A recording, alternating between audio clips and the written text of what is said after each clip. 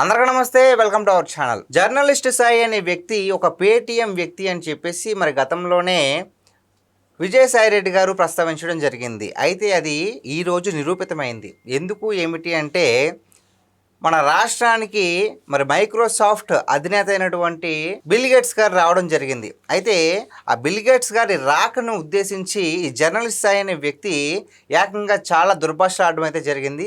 మరి ఈ అంశం పైన మనతో పాటు చర్చించడానికి ఉన్నారు పొలిటికల్ అనలిస్ట్ అశోక్ కుమార్ గారు. సార్ నమస్తే అండి. నమస్తే అండి. సార్, బిల్ గేట్స్ గారిని ఉద్దేశించి ఈ జర్నలిస్ట్ సాయి అనే వ్యక్తి నోటికి ఎంత వస్తే అంత మాట్లాడడం జరిగింది. దాని గురించి అసలు మీరు ఏమంటారు సార్? నిన్న చాలా జర్నలిస్టులు చాలామంది ఫీల్ అయినారు, జర్నలిజాన్ని ఈ మాదిరి డబ్బులకు వాడుకుంటారా అని చెప్పి. అతగాడు ఏ భాషలో మాట్లాడినాడో అంటే లైన్ క్రాస్ చేయకూడదని చాలాసార్లు అనుకుంటాం. నేను ఒక పార్టీ తరఫున నేను మాట్లాడలేదు, ఒక మాట జెన్యున్గా చెప్తున్నాను. అవకాశం ఉండదు ఆయన కాడు. ఇప్పుడు నారా లోకేష్ గారిని మొగతనం ఉంటే ఒక మాట అనమన్నా, నేను చెప్తున్నా. నారా లోకేష్ గారిని, ఈ జర్నలిస్ట్ సాయిని మొగతనం ఉంటే ఒక మాట దుర్భాషలాడి మనం చూస్తాం. పవన్ కళ్యాణ్ గారిని మనం, రేవంత్ రెడ్డి గారిని మనం, అది ఉండదు, అది సరిపోదు. లేదా ఇండియాలో బీజేపీ వాళ్ళని ఎవరినైనా అనమనం చేతనైతే, అంత సీన్ ఉంటే. వీళ్ళని అనరు. ఆయన నుంచో విదేశాల నుంచి వచ్చాడనమాట. ఎవరు నేను బిల్ గేట్స్ వచ్చారు అట్ట టోన్లు. అంటే ఎవరికి ఎమోషన్ ఉంటుంది, ఎవరు కేసులు పెడతారు? ఓకే, రాష్ట్ర ప్రభుత్వం ఏమైనా కేసులు పెడతాదా? పలానా వ్యక్తి పైన అభాండాలు వేసేస్తారు.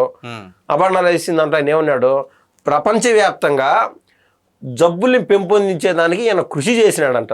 అవును అన్నారు. మన దగ్గర చట్టాలు ఒక రకంగా ఉంటాయి, అమెరికాలో ఎంత తీవ్రంగా ఉంటాయి. FBI ఇమీడియట్గా దిగిపోతుంది, ఎంత తీవ్రంగా ఉంటుంది.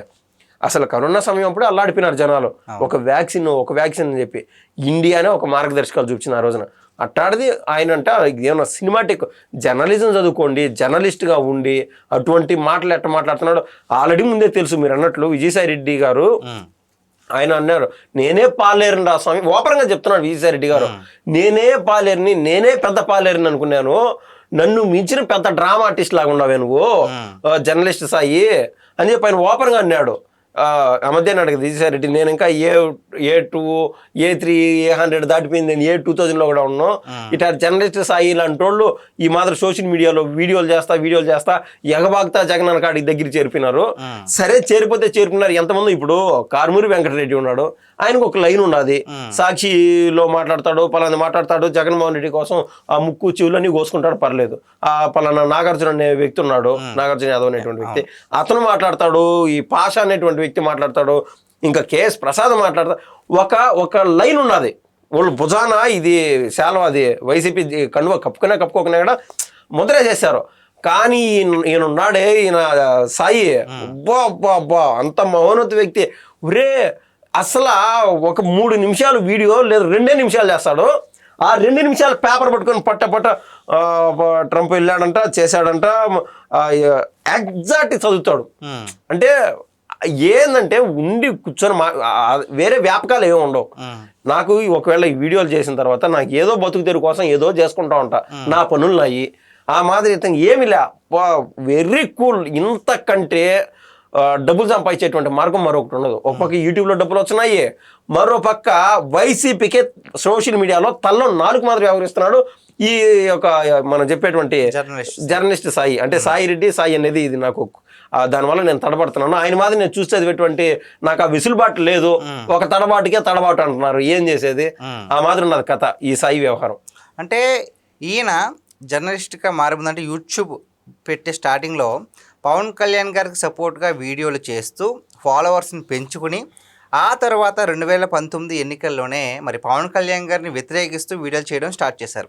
అప్పుడే ఈయన పైన చాలా విమర్శలు వచ్చాయి. మీరు అన్నట్లుగా ఒకే అమ్ముడు పోయినట్టుగా వచ్చింది కదా. సో దాని గురించి మీరేమంటారు? అన్నం పెట్టే వాళ్ళకి సున్నం పెట్టే రకాలు ఇల్లు ఏముంటుంది. పవన్ కళ్యాణ్ గారి క్రేజ్ ఆ కాలంలో మనం ఎట్టున్నదో మనం చూసాం. ఎంత తోడుకైనా పవన్ కళ్యాణ్ గారు కాదు కదా. ఒక సినిమాలో బిజినెస్ మ్యాన్ సినిమాలో అనుకుంటాను, మహేష్ బాబు ఒక డైలాగ్ చెప్తారు, దేవుడు ప్రతిరోజు కనిపించి నాకు అన్నం పెట్టు అంటే దేవుడు డైరెక్ట్గా మనకు కనిపిస్తా ఉంటే అన్నం పెట్టే వాళ్ళు కూడా తక్కువ అయిపోతారు, కరువు అయిపోతారు. వాస్తవం అది, అంటే అరుదుగా కనిపించాలా. సో పవన్ కళ్యాణ్ గారి క్రేజ్ ఆ కాలంలో అట్లా ఉండేది, ఇప్పటికీ అట్లా ఉండదు. కాకుంటే అది పాతబడిపోయే కొద్దీ ఆ క్రేజ్ ఉన్నదా లేదనేది మనం సదా మామూలు అయిపోతుంది అనమాట. పెద్ద విషయం లేదు. ఆ రోజు క్రేజుల్లో ఆయనకు బాగా క్రేజ్ ఉన్నప్పుడు దాన్ని క్యాష్ చేసుకున్నాడు ఈ యొక్క బిజినెస్ మ్యాన్ సాయి, ఈ జర్నలిస్ట్ సాయి క్యాష్ చేసుకున్నాడు. అప్పుడు దాకా బాగుండింది. ఇప్పుడు అది పాతబడేటువంటి క్రమంలో ఆయన కనుక్కున్నాడు. ఆ కనుక్కున్నప్పుడు నెట్టుండి ట్రెండ్ సెట్ మార్చేసుకున్నాడు. ఏది ఇంకా అధికారం లేక పలానా వాళ్ళు వస్తున్నారో ఈ జగన్మోహన్ రెడ్డి వాళ్ళు అని చెప్పి ఆ లైన్ మార్చుకున్నప్పుడు అప్పుడు దాకా పొగిడినటువంటి పవన్ కళ్యాణ్ గారి ఫ్యాన్స్ ఉంటుంది కదా, very very normal and common. వాళ్ళు ఏం చేస్తారు, ఒరే నిన్నటి దాకా పలానా పని చేసి పలాంది బూతులు నేను వాడదలుచుకోవాలా, పలాంది చేస్తే ఈ రోజు వేరే ఓడి కాడిపోతున్నావే అని కామెంట్లు పెడతారనమాట. యూట్యూబ్ అలకారితం ఏంది, నువ్వు ఎంత పచ్చిబూతులన్నా పెట్టు ఆడ కామెంట్ కానీ ఉంటే ఆ త్రూ మెయిల్ అంట ఇవన్నీ ఒక్కరికి 10-15 మందికి సజెస్ట్ చేసి పవర్ మొత్తం ఉంటుంది. ఫ్లో స్పీడ్ వెళ్ళిపోతుంది. తద్వారా వైసీపీ వాళ్ళు క్యాచ్ చేసుకోవడము, ఈ జనసేన వాళ్ళు ఆడపాడపా తిట్టడం జరిగినటువంటి వ్యవహారం ఆటోమేటిక్గా రీచ్ ఎక్కడికి వెళ్తుంది, అటు బీజేపీ వాళ్ళకి ఇంకా సమాజంలో ఉన్నటువంటి ఆ టీడీపీ వాళ్ళకి అందరికీ రీచ్ అయిపోతుంది. సో అతను నెమ్మదిగా ఫాలోవర్స్ అని చూసిన దాంట్లో ఈలోపు ఏం చేస్తాడు, బంగారం ధరలు ఎందుకు తగ్గుతున్నాయని చెప్పి ఆ పేపర్ ఆర్టికల్ ఏదైతే ఉంటుందో అది చదివేస్తాడు అనమాట. సరిపోతుంది. అది నచ్చే వాళ్ళు ఉంటారు, వీడంతా ఇంత బాగా చెప్తున్నాడు ఆ వీడియోస్ సబ్స్క్రైబ్ చేసుకుంటారు. అట్లా అంటే అతనికి ఎంత విష ప్రభావం అంటే ఈయన జర్నలిస్ట్ చెప్తున్నా అంటే కరెక్టే కదా అని జర్నలిస్ట్ అనే పదాజలం వాడు తీసేస్తే బాగుంటుందని చెప్పి నేనైతే ఆయనకు సూచిస్తున్నా. ఇది మరి అసలు అంత మహోన్నత వ్యక్తి. గేట్స్ ఫౌండేషన్ పెట్టి ఎవరండి ఊరికే ఇచ్చి డబ్బులు ఇచ్చేది? ఒకవేళ ఏదన్నా ఫౌండేషన్ పెట్టుకొని ఊరికే డబ్బులు ఎందుకు అలా, అతనికి ఏమైనా ఎక్కువైపోయా? సమాజం పైన ఒక దృక్పథం ఉంటే వచ్చి పలానా పని చేస్తున్నాడు, ఏమి చేస్తున్నాడు, దీనివల్ల రాష్ట్రానికి ఎంత ఉపయోగమో నీకు చేతనైతే అది చెప్పు. నువ్వు జర్నలిజం చదువుకుంటే నువ్వు పేపర్లో చూస్తే అది ఏంద్రా నాయన, అది దాటి మిడిమేళంగా నేను చెప్పిన ఫస్ట్ అడగకముందే నేను చెప్పినా అన్న ఒకటే మాట స్టార్టింగ్లోనే, నీకు మగతనం ఉంటే కళ్యాణ్ గారి గురించో లోకేష్ గారి గురించో నరేంద్ర మోడీ గారి గురించో ఎవడి గురించి నువ్వు మాట్లాడు, బిగ్ లీడర్స్ గురించి మాట్లాడతాం మళ్ళీ చూసుకుందాంలే. నీకు చేత కాదు, అది ఏంటంటే వేస్ట్. అంటే ఎవడు ఏం చేయలేడులే అని అవతల ఏముంటుంది బిగ్ లీడర్స్ పై నీకున్నది నాకున్నది ఎమోషన్. ఆయన పనులు ఈయన వాళ్ళకి మన పనులు మనయ్యి, అది విషయం. సో ఈయన very very very very safe person. డబ్బులు సంపాదించడం పెద్ద బిజినెస్ మ్యాన్ అతను. Vijayasai Reddy clean chit certificate ఇచ్చేసాడు. వైసీపీ లేకల్లా పెద్ద తల ఆయనే. అందరికంటే పేటిఎం డబ్బులు వైసీపీ కార్యాలయం నుంచి నెల ఫండింగ్ తీసుకునేది ఈ వ్యక్తి అని చెప్పి క్లారిటీగా చెప్పినాడు. అది విషయం. ఓకే, థ్యాంక్స్ అండి. థ్యాంక్స్ అండి.